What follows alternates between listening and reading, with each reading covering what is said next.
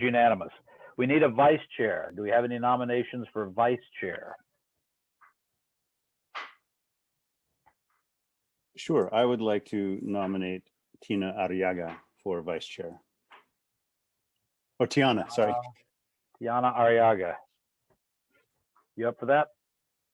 I'll take it on if there's no objections. All right. Anyone want to nominate? Meredith, you want to nominate yourself? Craig? All right. All those in favor of Tiana, say aye. Aye. Aye. All those opposed, saying that, well, that's everybody. Let the record show that passed unanimously. All right, so we've got a chair and a vice chair. A little late, but better late than never. Next item is approval of minutes. I presume everyone's had a chance to read the minutes. So this chair will entertain a motion to approve them.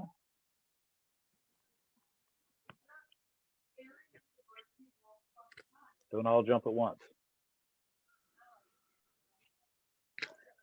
Sorry, my internet cut out. I don't know exactly where we are because I just had a We big. are, the chair is hoping someone will move to approve the minutes. I'll move to approve the minutes. Meredith moved. I'll second. Craig seconds. Any discussion? Proposed changes? I just have a point of order question. Yes. Since I wasn't present at the November 9th meeting and I was only present at the February 16th, do we divide this, or do I just, can I abstain from the 9th and say yes to the 16th? Is that possible? Let's divide it, and then you can vote yes on the one you were at. It's pretty poor form to approve meetings. Yeah. Minutes of a meeting that you weren't at, so. Excellent. Any objection? So for the November 9th meeting, all in favor of approving them as written, say aye. Aye. Aye. I Any opposed? Nay? Ayes have it. And then for the February 16th special meeting, any proposed changes? All those in favor of approving them as written, say aye. Aye. Aye. Aye. Any nays? Nope. The ayes have it. Those are approved. Excellent. Next item on our agenda, let's see. Oral communications. So this is a chance for anyone in the meeting that would like to address the commission on items that aren't on the agenda. So anything else you want to talk about, you can talk about it. You'll have a chance if you want to discuss something on the agenda, you can speak to that item when it comes up. So Mr. Granados, did I say that right? Yep, you did. Good to see you. Do you have anything you'd like to share with us or not? No, nothing to share. All right. Just waiting to see if our project gets approved. Excellent. All right. Anyone else? Well, I'd just like to acknowledge that it's Women's History Month, and I'm so pleased to see 2 female staff and 2 female commissioners here. So power to the women. Very good. Any other oral communications? thanks for the support, comrades. We appreciate it. All right, so we'll close this portion of the meeting and go to public hearings. We don't have any continued public hearings, but we have a new one, Love Gym Conditional Use Permit. It's a minor use permit and coastal development permit. And Riley, I think you are in charge of this one. You have a staff report for us? I do. I have a little presentation here, nice and sweet.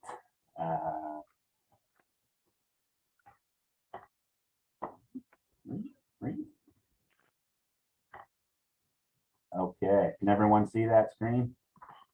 Yep. Yes. All right. We're looking at your note screen, Riley. Oh.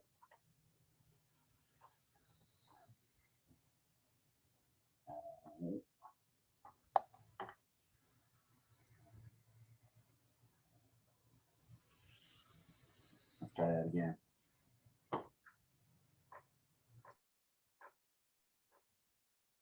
How about that? Perfect. Perfect. Okay. That's it. Thanks. Okay, thanks. I'm honored to be the star of the show tonight here. We are here to discuss the Love Gym use permits and coastal development permit out at 2640 Jacobs Avenue.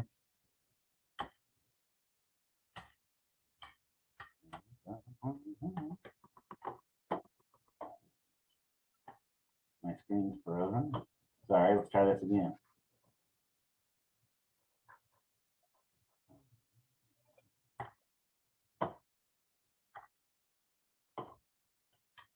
Okay, here we go. There it is. Jacobs Avenue over on the eastern portion of Eureka. That's the project location, 2640. It's the westernmost portion of Jacobs Avenue. Zooming in. And here it is with the natural looking trees surrounding it. And here's a picture from Street View. It's an existing metal building out on Jacobs. So some project site information, 2640 Jacobs. It's an existing metal building within an area of mostly light industrial and commercial businesses. It's located, as I mentioned, on the westernmost portion of Jacobs Ave. It's got a service commercial zoning with a general service commercial land use. The project summary, the applicant's proposing to operate a cannabis cultivation and non-volatile manufacturing facility. Indoor cultivation and non-volatile manufacturing are included under the cannabis use in our code. However, it does require a CUP or a CUP and a MUP, which triggers a CDP, a lot of acronyms. Coastal development permit is appealable to the Coastal Commission in this case. And so Riley, just for clarity, CUP stands for? Conditional use permit, And MUP stands for? minor use permit, And CDP stands for? coastal development permit. Thank you. And if approved, the uses are good for the entire parcel. Continuing, the applicant plans for indoor cultivation not more than 5,000 square feet, volatile or non-volatile manufacturing, sorry, that's a typo, and distribution. The indoor cultivation requires a conditional use permit. The non-volatile manufacturing requires a minor use permit. But the distribution is principally permitted in that area, so no use permits required. To approve, we have a summary of findings here. The proposed cannabis uses will have an emphasis on retail and wholesale commercial uses, which is pivotal to the service commercial zoning designation. Also, it will not impact coastal resources. The uses are appropriately located, and the uses meet development standards.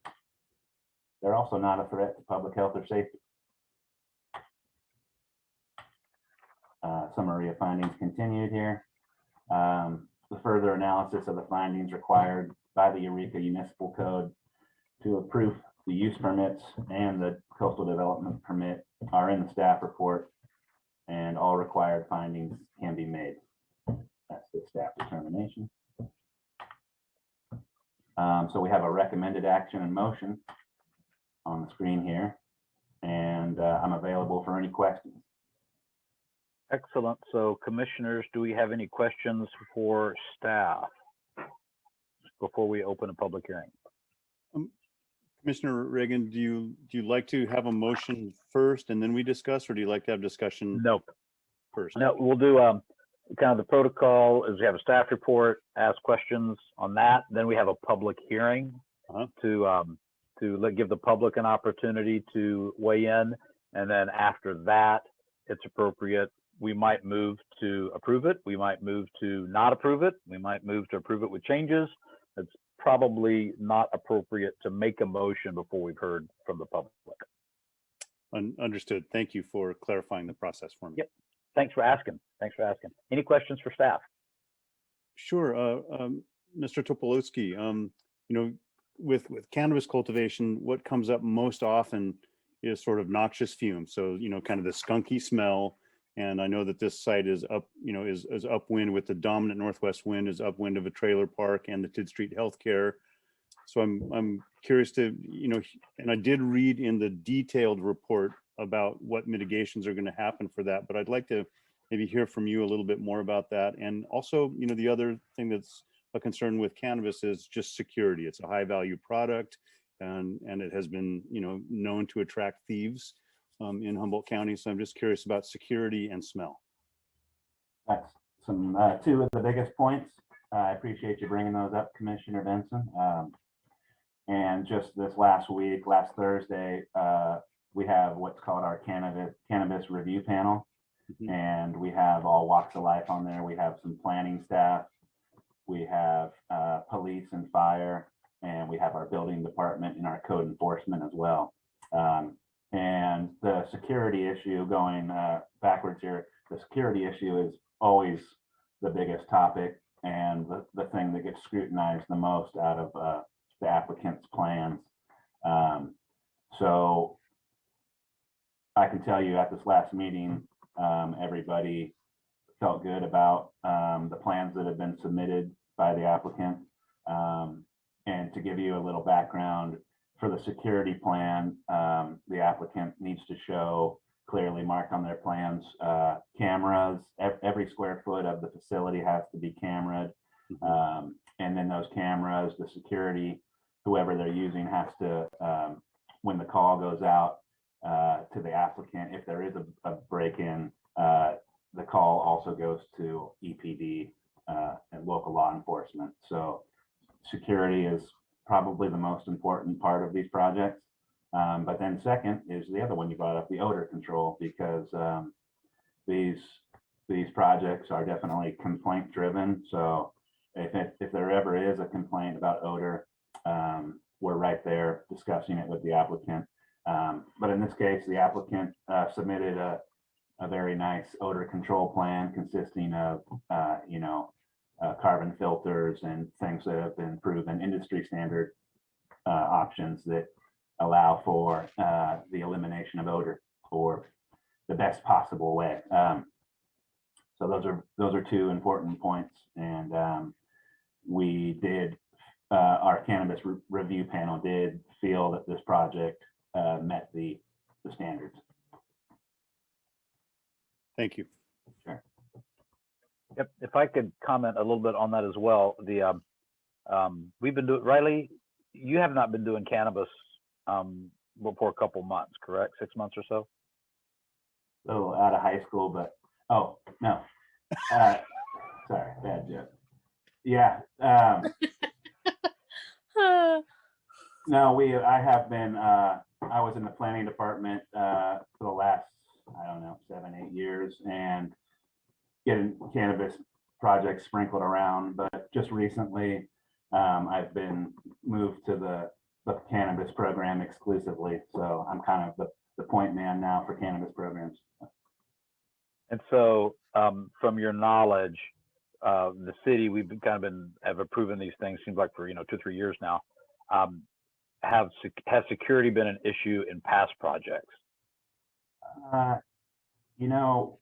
We've only had a couple security issues in our entire program history, and they usually are more affiliated with a dispensary because it's just low-hanging fruit. Everything is kind of user-friendly in that, but that's why dispensaries are usually, their security is a little more heavily scrutinized. But as far as these manufacturing and indoor cultivation facilities, we haven't had any issues. Yeah. And then same with odor. Have we had, with all the different projects we've done, have there been issues with odor? As far as I'm aware, we've only had one complaint for odor, and the operator was very responsive when we contacted them because, like I mentioned before, it is complaint driven. So if that's what we tell everyone, if we get a complaint, we're going to be coming to you right away and expecting things to get updated. So. Yeah. And so just for context, this is probably, it seems like a couple times a year, I feel the compulsion to do a personal disclaimer. And Craig, since it's your first cannabis project, this is a great time probably. I personally do not like marijuana. I'm a foster dad. I've raised 4 kids that were not my own, and all 4 of them were mine because at some point or another, someone couldn't handle the marijuana. And so personally, I am a huge skeptic of cannabis. Having said that, I have been blown away at the effectiveness of the city's security protocols and the odor protocols. I was a prophet that prognosticated lots of problems and issues, and they frankly have not materialized. So kudos to staff and to our cannabis businesses that are in town that are being incredibly responsible, citizens. So good stuff. Any other questions from commissioners to staff? Yeah, Riley, I'm just, just knowing that part of Jacobs Avenue, I just want to be sure that the applicant has really been made aware of the tsunami zone and the more recent sea level rise flood projections. And, knowing that Jacobs Avenue levee is in somewhat in it's not highly maintained. Let me put it that way. I don't want to say it's in disrepair, but it's not highly maintained. And oftentimes, as you know, the stormwater, when we get a king tide and rain, that we don't really have good drainage there. And I just wanted to be sure that the applicant has been made aware of all those conditions on that property, and indeed all the commercial properties in that business area. I don't know how to answer that one.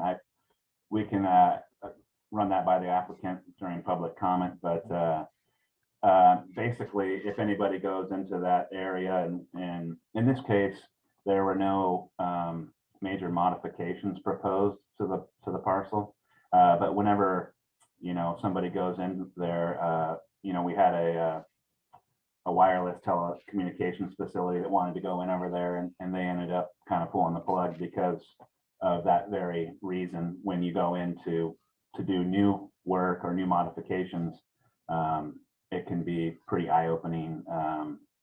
And when you get involved, that's when the Coastal Commission will get involved and speak to what you're talking about, the sea level rise and the king tides and whatnot. And you really see that play out when you see their recommendations for, construction, new construction in that area. But in this case, it's an existing facility.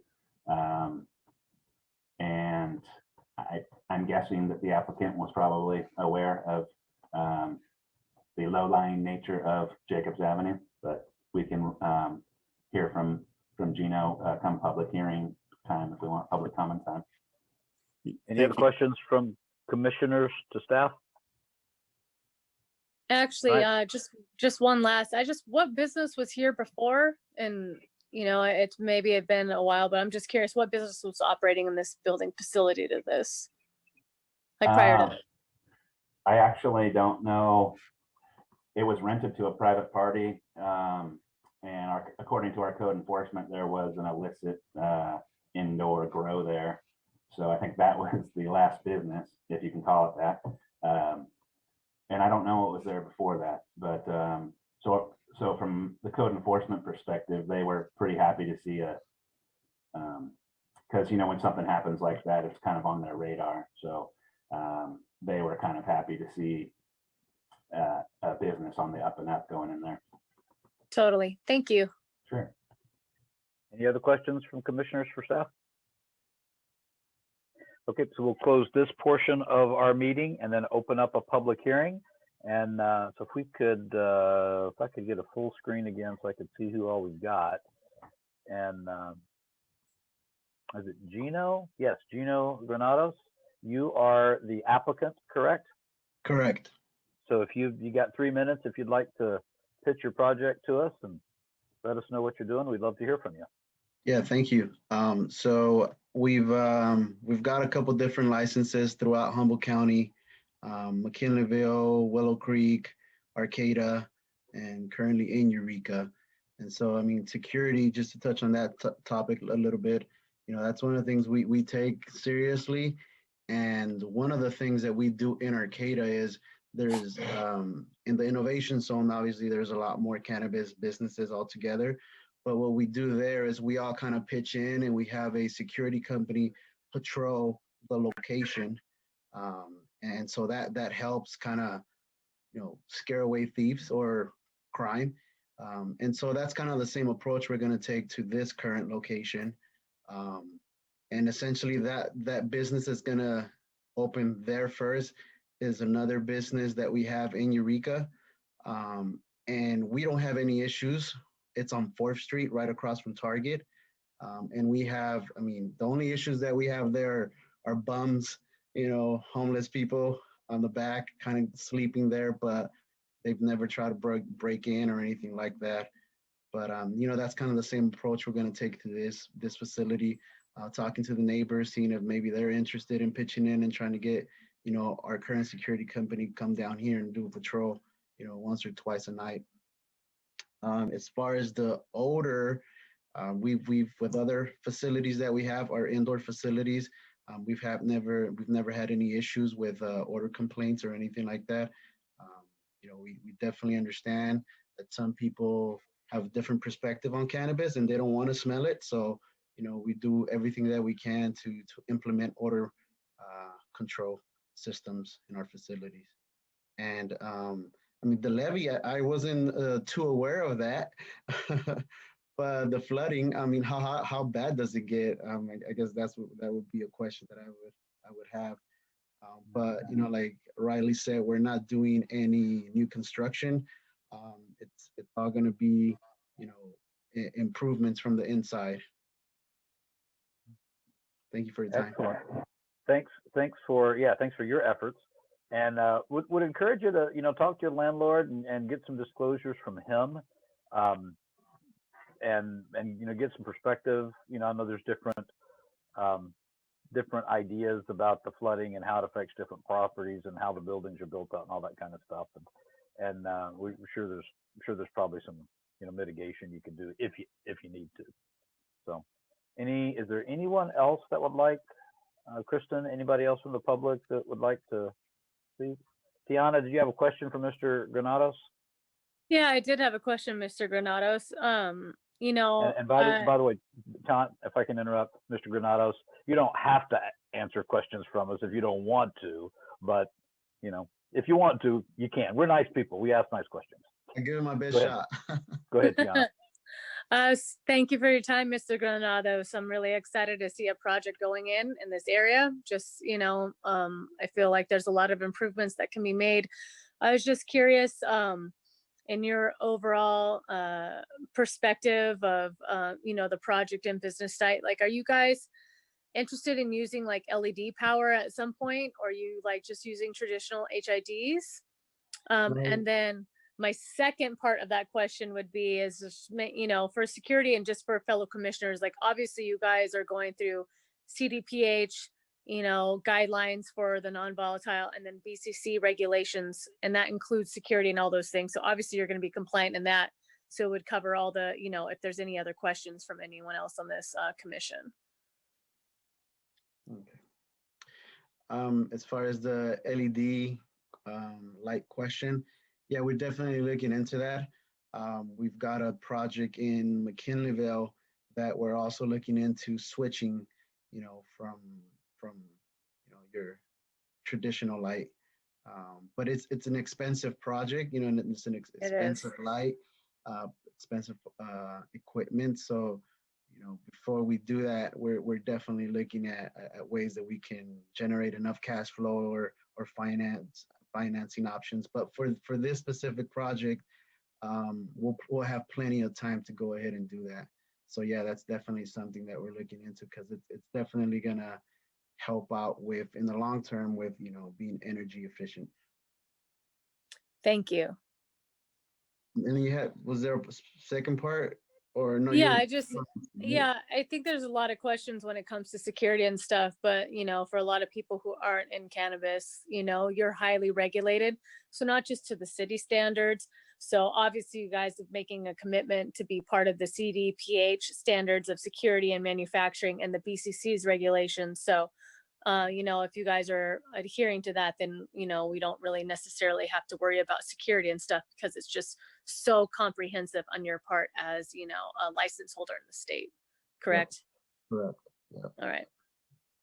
I'm Thank not you. sure what, I'm not sure what those acronyms you referred to are, Tiana. Do you want to So get? you have, the California Department of Public Health, that's CDPH. So that would fall under their non-volatile manufacturing license. And then you would have the BCC, which is the Bureau of Cannabis Control. So these are obviously Sacramento governing bodies that have a whole text. Like if you go onto the BCC website or the CDPH under cannabis, you can see the text of regulations that any license holder in the state of California has to adhere to. So from giving product out to security measures, I mean, these are booklets long, but very, very clear.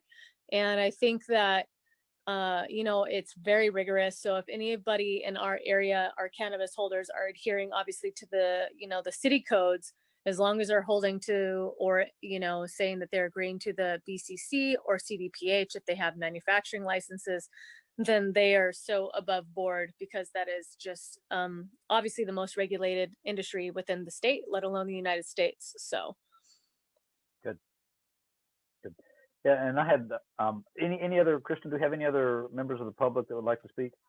We had nobody request to speak and we had no written comments provided. Wonderful. All right. So Mr. Granados, thanks for being here and joining us. Thanks for your comments. At this time, we'll close the public hearing and pull the item back to the commission for motion and discussion and a vote. And while y'all are figuring out who's going to make the motion, Craig, just some context. When we first started this process, the security plans were included in our packet. And pretty quickly, everybody figured out that's not very secure to tell the world what your security plan is. And so since then, we've kind of assumed that if the chief of police signs off on it, then we're okay with it too. So, Thank you. okay, anybody want to make a motion? Can Sure. we see that motion again, or am I missing it Yeah, on my sorry. screen?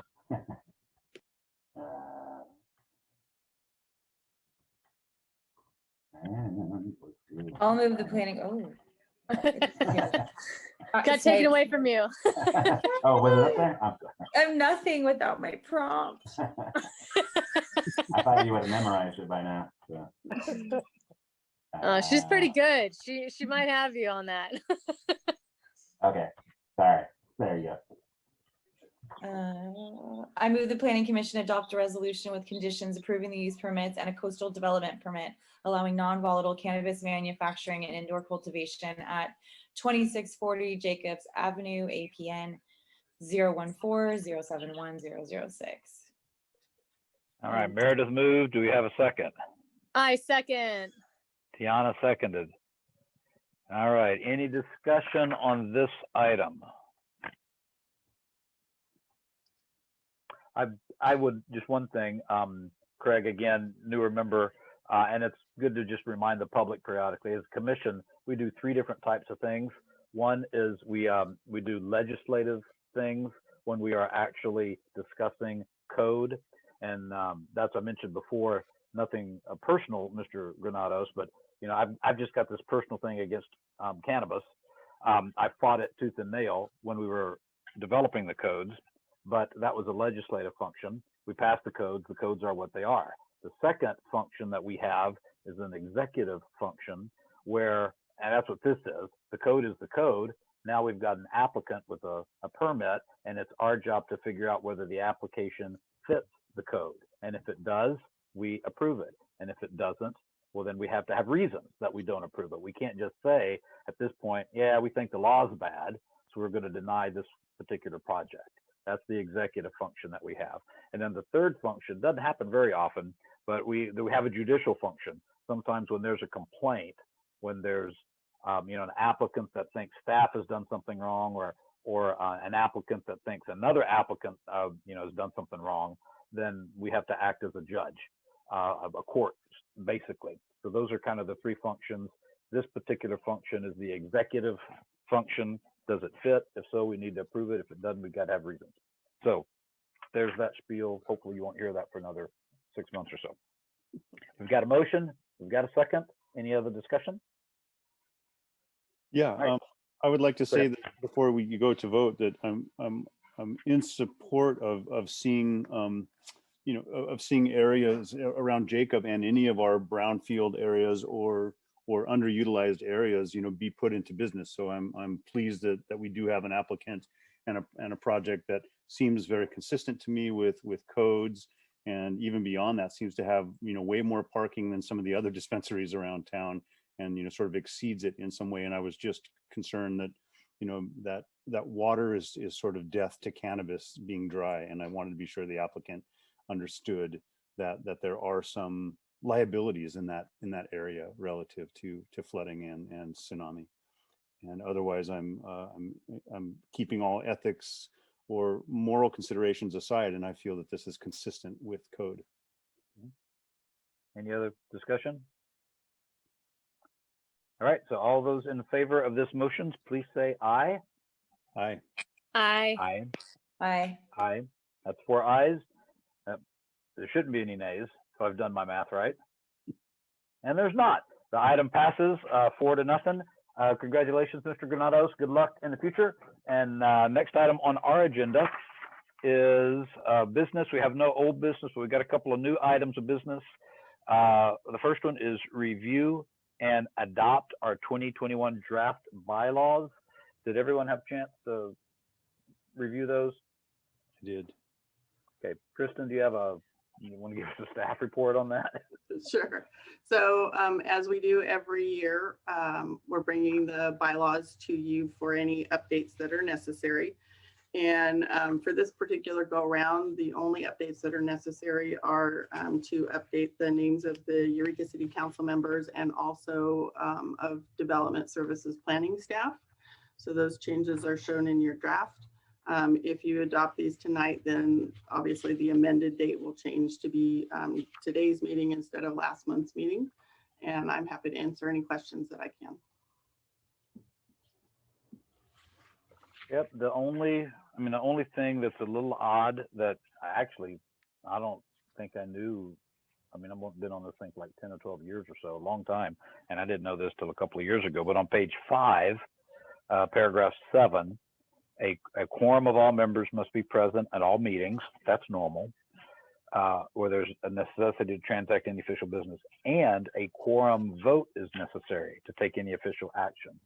So that means we've got to have 3 yeses, even if there's only 3 of us here. 3 of us here is a quorum, we can do business, but then we got to have all 3 yeses. It's not a simple majority vote. So that's there. And then the other thing of note, as most bylaws do on page 11, I think it is, any other procedural rules that aren't covered in here are covered by Robert's Rules of Order. So hopefully, y'all feel comfortable with that. And if not, Craig, you did it earlier. Anytime you have a question, you could just say, hey, I got a question. That's the official terminology is a point of order. I got a question about the order of what we're doing business, and then we'll explain it and talk about it as we go. Any I other have a point. thoughts? I have a point of order. Yes, ma'am. The chair recognizes Tiana. I do want to comment like what you were just saying about a quorum vote. I interpreted that as long as there's a quorum as far as how many members in the group, it doesn't have to be a unanimous vote as long as there's a quorum vote. If that makes sense. Yeah, that is, I don't think that's what that means. We can defer to Kristen. A quorum vote, from my understanding, is when you've got a majority of the quorum necessary. It's kind of a technical term compared to a majority vote of the members attending. So, Kristen shaking her head. That's correct. So if only 3 of you are present at a meeting, and the vote ends up being 2-1, whatever that result is, then the motion does not pass. Perfect. Thank you, Kristen, for the clarification. I appreciate it.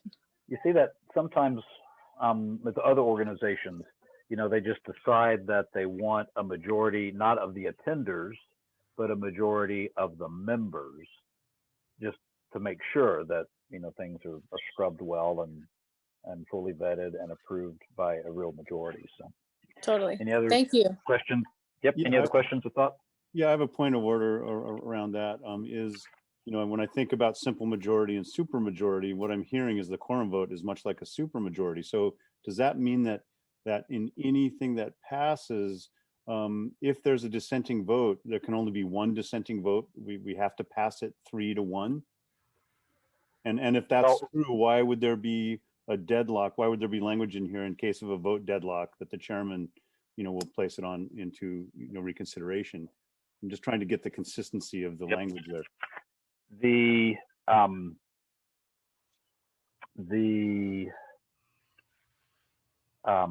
It's not a super majority. That would be like a threshold of 60% or 2/3.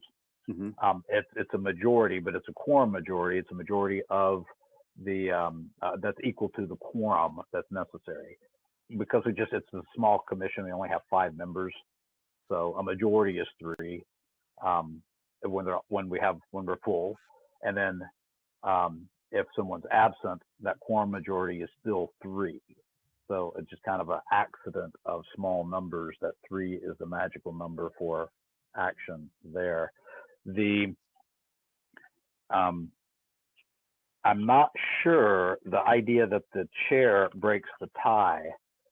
Typically, usually chairs vote last. The chair is supposed to maintain a certain amount of objectivity on items, and it's kind of customary in all bodies for the chair to vote last for that reason.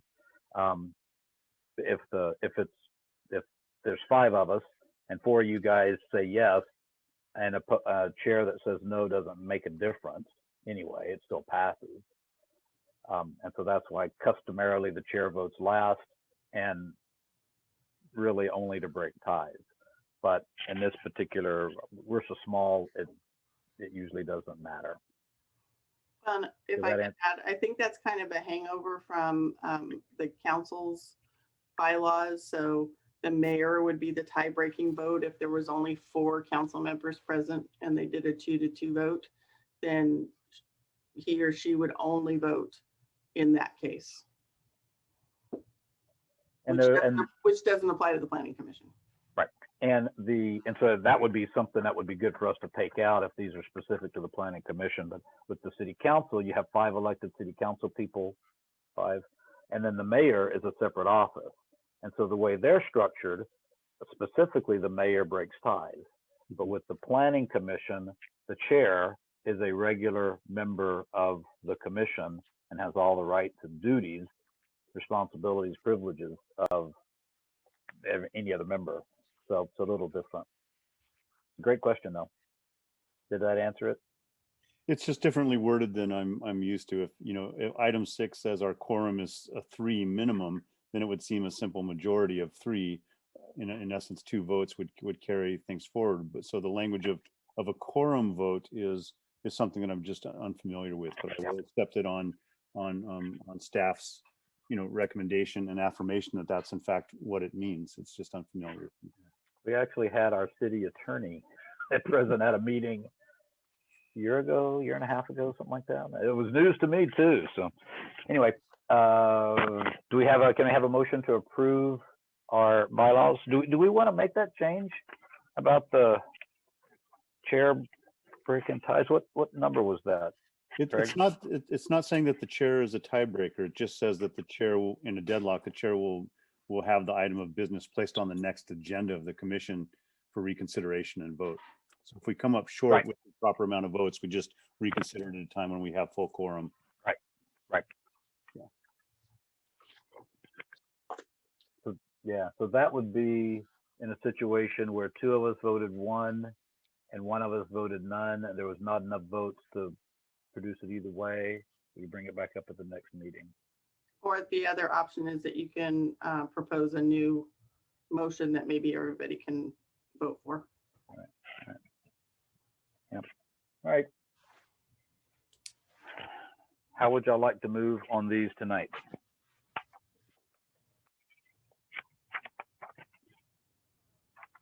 I'll make a motion to accept the changes to the Planning Commission bylaws as shown.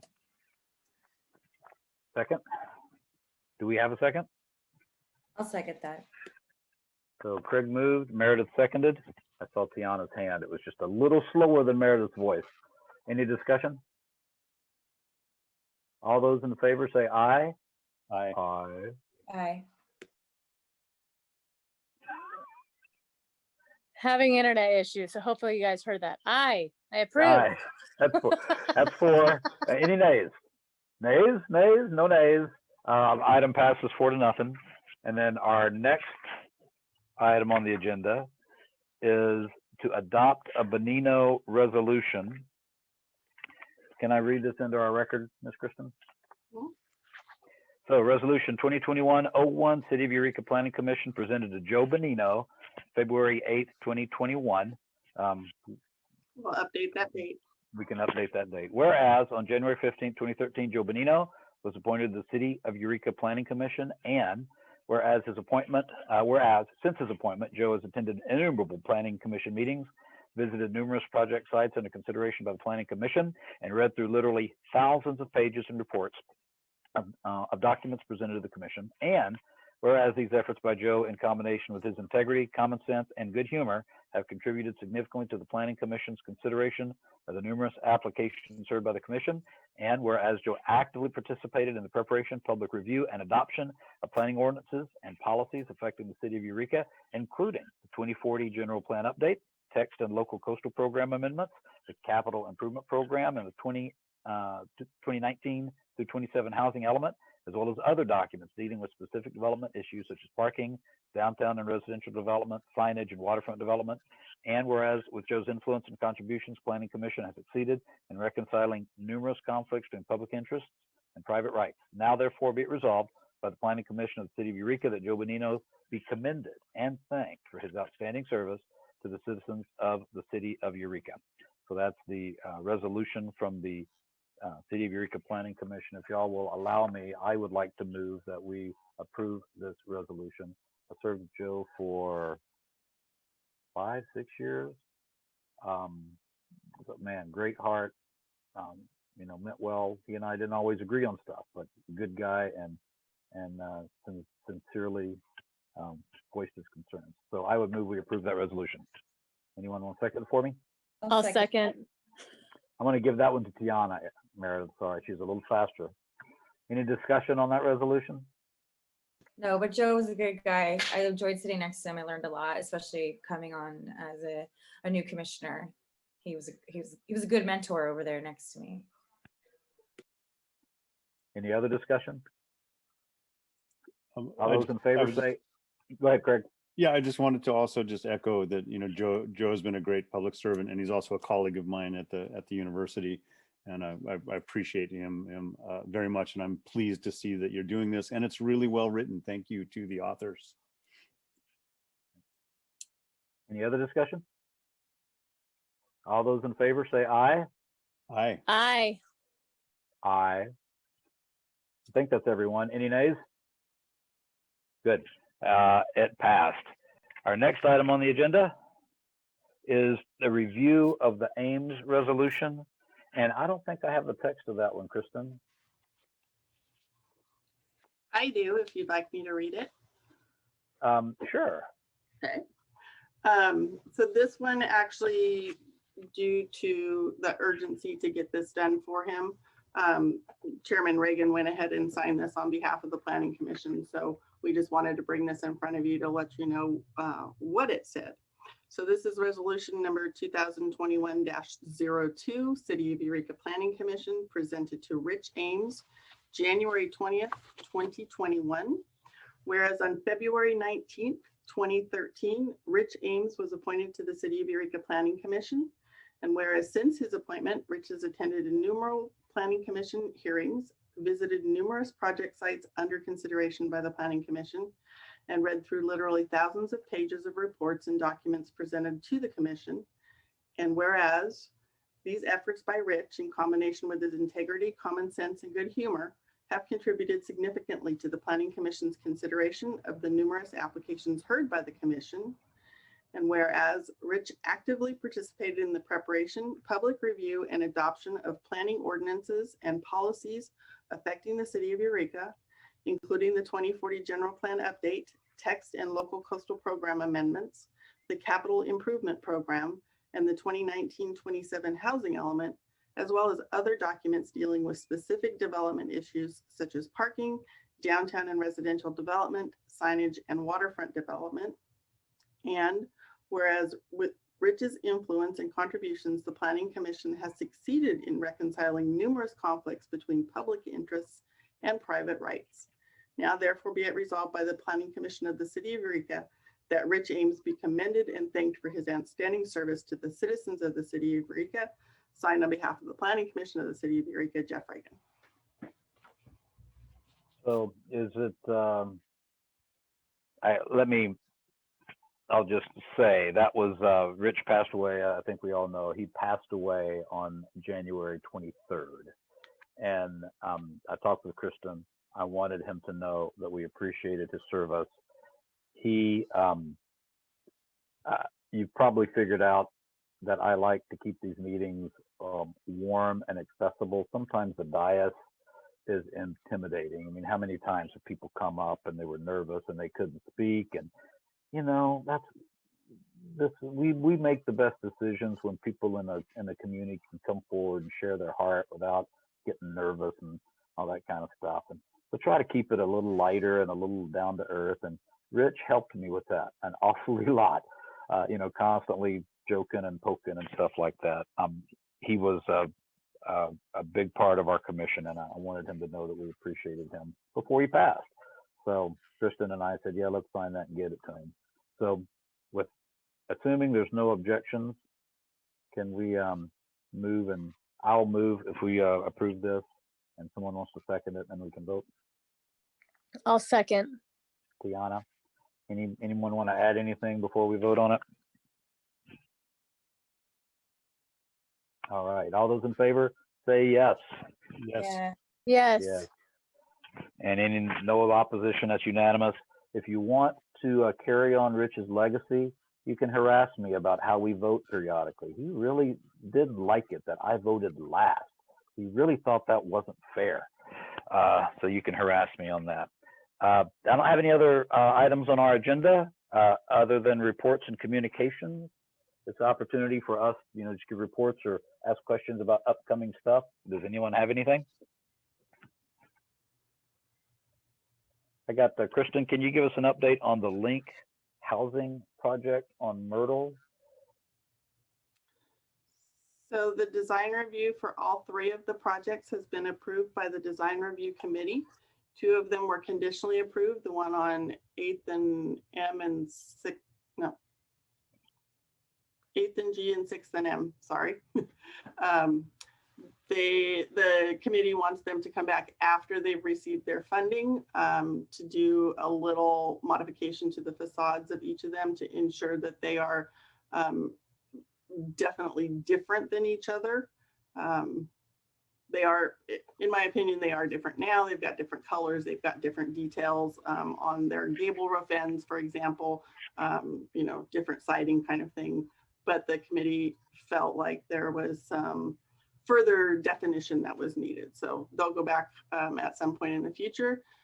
Sunny and Myrtle was modified slightly from the original proposal that they had based on comments from the design review committee, and that one was approved.